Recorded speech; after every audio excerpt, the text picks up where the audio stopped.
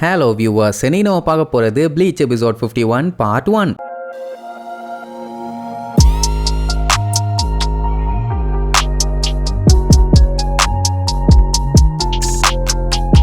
Open பண்ணா நம்ம ரூக்கியா குச்சிகிய போட்டு தள்ளுற நாள் வந்துருச்சு. டோஷிரோவும் ரங்கிக்குவும் எப்படியாச்சும் அதை தடுக்கணும்னு கிளம்பிட்டாங்க. அதே நேரம் இங்க இச்சுமாரு இசுரு எங்கேயோ கூட்டு போறான். என்ன பண்ண போறான், எங்க போறான்னு ஒன்னும் புரியல. ஆனா டிசைனாய் நீ பஞ்சாயத்து மட்டும் வரப்போகுது. இங்க நம்ம ரூக்கியாவை அவளை அடைச்சு வச்சிருக்க ஜெயில இருந்து மஞ்சள் தண்ணி தெளிச்சு கழுத்துல கைத்த போட்டு ஆட்டை கூட்டு வருவாங்கல்ல, அதே மாதிரி கூப்பிட்டு வர்றாங்க. பாவா அவளுக்கு மைண்ட்ல இப்ப எதுவுமே இல்ல. அப்போ தெருவை கூட்டிட்டு இருக்க 2 பேரத்துல ஒருத்தன் நிறைய தண்ணி அடிச்சதுனால பயங்கரமா தலைவலிக்குதுமா. இன்னொருத்தன் நீ குடிச்சதுனால மூதேவி பயங்கரமா ஸ்மோக் பண்ற, அந்த நாத்தம் தாங்க முடியல, அதனால தான் உனக்கு பயங்கரமா தலைவலிக்குதுமா. அவனுக்கு கடுப்பாயிரும். கொய்யால என் பஞ்சாயத்து என்னன்னு எனக்கு தெரியும், தேவையில்லாம சண்டைக்கு வர வேலை வச்சுக்காத. நேத்தே ஒரு டைம் தோத்து போயிட்டேன், மறுபடியும் நான் ஏறி மிதிச்சேன்னு வை தாங்க மாட்டேன்பா. அந்த ஆளுக்கு கடுப்பாயிரும். வாடா இன்னைக்கு நீயா நானான்னு பாத்துடலாம் அப்படின்ட்டு 2 பேருமே கத்தியை வச்சுக்கிட்டு சண்டை போட ரெடி ஆயிருவானுங்க. முதல்ல நம்ம பஞ்சாயத்தை முடிச்சுட்டு அதுக்கப்புறம் தாண்டா கூட்டணும் அப்படின்னு கத்திக்கிட்டு இருக்கும்போது தூரத்துல ஏதோ ஒரு சவுண்ட் ஒண்ணு கேட்கும். என்ன சத்தம் அதுன்னு பாத்துக்கிட்டு இருக்கும் போதே ஜரக்கி சும்மா மின்னல் வேகத்துல பிச்சுக்கிட்டு வருவான். அவ்வளவு நேரம் பெரிய வெண்ணைய மாதிரி பேசிட்டு இருந்தவனுங்க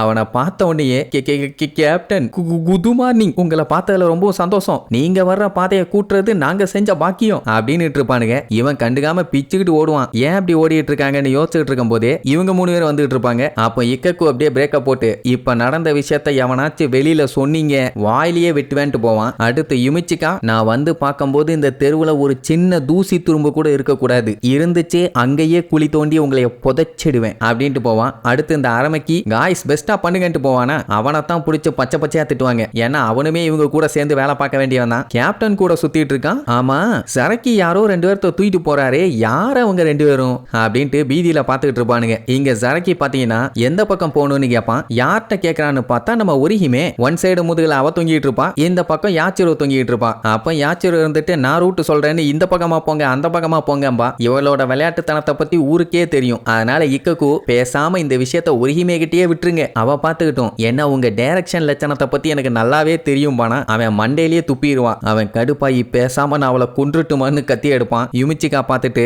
பொறுமையாயிரு, காக்கா கழிஞ்சிருச்சுன்னு நினைச்சு மனசை தேத்திக்க, நீயா தான் கேட்டு வாங்கிக்கிட்ட, வாயை மூடிட்டு இருக்க வேண்டியதானேம்மா. ஜரக்கியை முடிவு பண்ணிட்டான். இனி இவங்க கிட்ட எல்லாம் வழி கேட்டுட்டு இருந்தா வேலைக்கு ஆகாது, எனக்கு என்ன தோணுதோ அதை நான் செய்ய போறேன்னு சொல்லிட்டு அவன் பாட்டுக்கு ஓடுவான். அந்த குட்டி பொண்ணு என்ஜாய் பண்ணிட்டு இருப்பான். அப்படியே கட் பண்ண அந்த மெடிக்கல் ஃபெசிலிட்டி இருக்க ஜெயிலுக்குள்ள ஒரு பட்டர்ஃப்ளை வருமா, அங்கதானே நம்ம பையில அடைச்சு வச்சிருக்காங்க. இஷிடா பார்த்துட்டு என்ன அழகான வெள்ளை பட்டர்ஃப்ளை, எவ்வளவு கியூட்டா இருக்குதுமா. இத பார்த்துட்டு இருந்த காஞ்சு, என்னடா பட்டர்ஃப்ளை எல்லாம் பார்த்தா அது கூட பேசிட்டு இருக்க, நட்டுக்கிட்டு கழுந்து போயிருச்சா, எனக்கு தெரிஞ்சு நீ வாங்கின அடியில உனக்கு கல்றுச்சு, நீ வேணா படத்துல ஹீரோயின்ஸ் எல்லாம் பட்டர்ஃப்ளையை சேஸ் பண்ணிட்டு போவாங்கல்ல, அந்த மாதிரி சேஸ் பண்ணிட்டு போ, நாங்க யார்ட்டையும் சொல்ல மாட்டோம்பா. அவன் கடுப்பாயி, ஏன்டா என்ன பார்த்தா உனக்கு எப்படி இருக்குது, பட்டர்ஃப்ளையை சேஸ் பண்ற நிலைமையிலடா இருக்கேன் நானு, அண்ட் என்னோட ஃபர்ஸ்ட் நேமை சொல்லி கூப்பிடாதேன்பா. ஏன்னா அவங்க 2 பேரும் இன்னும் அந்த அளவுக்கு ஃப்ரெண்ட் ஆகலையாமா. சோ இப்படி பேருக்காக மாத்தி மாத்தி சண்டை போட்டுட்டு இருப்பாங்க. அப்போ நம்ம சேடுக்கு வெளியில ஏதோ சத்தம் கேட்கும். உடனே இவங்களை சைலண்டா இருக்க சொல்லி சத்தம் கேக்குதான்னு சொல்லி கேட்க சொல்லுவான். அப்படியே பொறுமையா உட்காந்து கேட்டுட்டு இருப்பானுங்க. வெளியில ஏதோ பெரிய கலவரம் நடந்துகிட்டு இருக்க மாதிரி இருக்கும். இன்னும் கூர்ந்து கவனிப்பானுங்க. அந்த டைம் மேல இருந்து ஒட்டச்சுக்கிட்டு யாரோ உள்ள வருவாங்க. அந்த இடமே புகமண்டலமாயிரும். வந்தவங்களை பார்த்துட்டு இவங்க 3 பேர்த்தோட லுக்க பார்க்கணுமே, ஆதாடி இவனான்னு, வேற யாரும் இல்ல ஜரக்கி தான். அதுலயும் காஞ்சூர்லாம் கதருவான். அந்த டைம் யுமிச்சிக்காவை பார்த்துட்டு எது இந்த நார்சிஸ்டிக் பயலா, இவன் உருப்படாதவனாச்சேம்பா. அவன் பார்த்துட்டு ரொம்ப ரொம்ப சரிப்பா, ஓ அசிங்கமான மூஞ்ச நான் இது வரைக்கும் பார்த்த மாதிரி ஞாபகம் இல்லையாப்பாம்பா. எப்படி இருக்கும், அதான் மூஞ்சி பூரா பேண்டேஜை போட்டு வச்சிருக்கானுங்களே. அதுக்கு அவன் ரிப்ளை என்ன தெரியுமா கொடுப்பான், எல்லாரும் என் மூஞ்சில பேண்டேஜை சுத்தினதுக்கு அப்புறம் நான் இன்னும் ஹேண்ட்ஸம் ஆயிட்டேன்னு சொல்லிட்டு இருக்காங்க. அண்ட் என் மூஞ்சில பேண்டேஜ் இல்லாதப்ப தாண்டா நீ என்னைய பார்த்த கூறுகட்ட குரங்கு அப்படின்னு உடனே இஷிடாக்கு என்ன சொல்றதுன்னே தெரியல. கிறுக்கு பைய எல்லா இடத்துலயும் வம்பெழுத்து வச்சுட்டு வந்திருக்கானேன்னு. அப்போ ஒரிஹிமே கஷ்டப்பட்டு ஜரக்கியோட ஷோல்டரை பிடிச்சி மேல வருவா. அவளை பார்த்த உடனே அம்புட்டு பேத்துக்கு சந்தோஷம். ஏன்னா அவளுமே சேஃபா இருக்கா, இப்ப நம்ம ஆளுகளும் சேஃபா இருக்காங்க. சரி எதுக்காக இவ இப்படி முக்கிட்டு இருக்கான்னு பார்த்தா யாச்சிரோ அவளை பிடிச்ச தொங்கி விளையாண்டுகிட்டு இருக்கா. Childish girl. அப்படியே கட் பண்ணி பியாக்குயாவை காட்டுறாங்க. அவன்கிட்ட டைம் ஆயிருச்சு போகலான்னு உடனே அவன் அங்க இருக்க போட்டோவை பார்த்து நான் போறேன் ஹிசனான்னு சொல்லுவான். அந்த போட்டோல இருக்க ஆளை பார்த்தீங்கன்னா ரூக்கியா மாதிரியே இருக்கும். ஆனா என்ன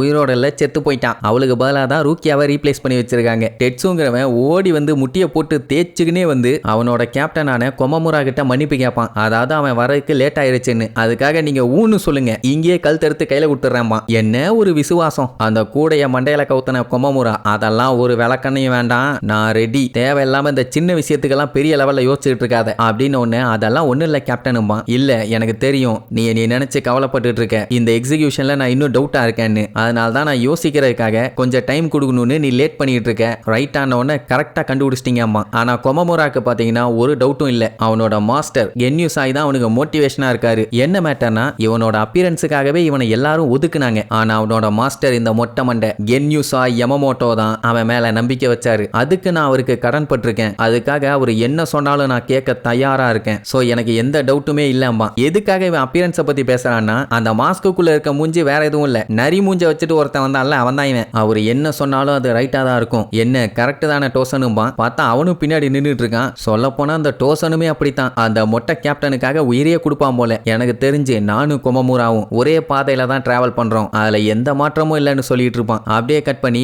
ஒமேடான்னு ஒருத்தனை காட்டுறாங்க. இவன் செகண்ட் டிவிஷனோட லிeutenant. எப்படி தின்னுட்டு திரியறான் பாருங்க. அதுவும் சும்மா இல்ல, புலம்பிக்கிட்டே போவான். ஆல்ரெடி வெளியாளுங்க வேற உள்ள வந்து உயிரை வாங்கிட்டு இருக்காங்க. இதுல இடையில ஒரு மர்டர் வேற நடந்திருக்குது. இந்த ஊர் உலகத்துல என்னதான்டா நடக்குது, அதுலயும் ரூக்கியாவை எக்ஸிக்யூட் பண்றது ரைட்டா ராங்கான்னு வேற டிஸ்கஷன் போயிட்டு இருக்குது. சுப்பீரியரே போட்டு தள்ள சொல்லிட்டாங்க. அப்புறம் எதுக்குடா இந்த வேண்டாத டிஸ்கஷனு, இதெல்லாம் முட்டாள்தனமா இல்லையா கேப்டன் அப்படின்னு அவனோட கேப்டனான சூஃபேங்க கிட்ட கேட்பானா. அவ எனக்கு ரைட்டா ராங்கா நல்லதா கெட்டதாங்கிறதுலாம் இன்ட்ரெஸ்ட் இல்ல, எனக்கு 13 கோட் கார்ட் ஸ்குவாட்ஸோட கேப்டனுங்கிற பெருமையும் மரியாதையும் இருக்குது. எனக்கு கொடுத்த மிஷன் எல்லாத்தையுமே நான் முடிச்சிட்டேன், என் எனிமீஸ் எல்லாத்தையுமே நான் கொன்னுட்டேன்னு வேற சொல்லுவான். அது மட்டும் ஓகே தானே ஒண்ணு. ஒமேடா மண்டையா நீயும் ஒன்னு புரிஞ்சுக்க, நம்ம இடம் ஏதோ அதோட நிறுத்திக்கணும். தேவையில்லாத பேச்ச பேசி என்கிட்ட பார்டரை கிராஸ் பண்ணுன்னு நினைச்சீன்னா நீயும் என்னோட எனிமி தான், ஜாக்கிரதையா இருந்துட்டு போவாளா. சிரிச்சுக்கிட்டே எனக்கு தெரியும்னு திங்க ஆரம்பிச்சிருவான். இவனால தீனி பண்டாரோன்னு சொல்றது ரொம்ப ரொம்ப தப்பு. அப்படியெல்லாம் சொல்லக்கூடாது, தீனி குடோன்னு வேணா சொல்லுங்க, அது வேணா மேட்ச் ஆகும். இங்க அப்படியே நம்ம ஷுன்சுயை காட்டுறாங்க. மண்ணெண்ண வேப்பண்ண விளக்கண்ண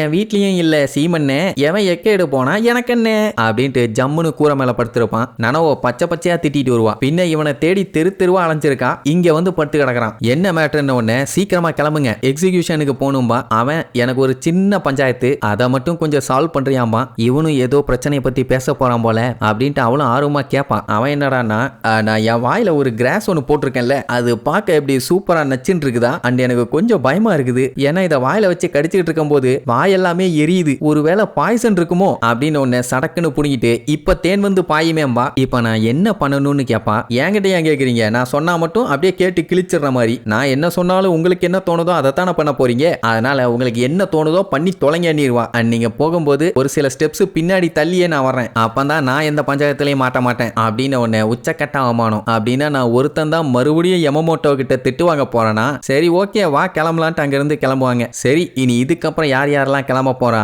என்னென்ன பிரச்சனை எல்லாம் கிளப்ப போறாங்கன்னு அடுத்தடுத்த எபிசோட்ல பார்க்கலாம். டாடா.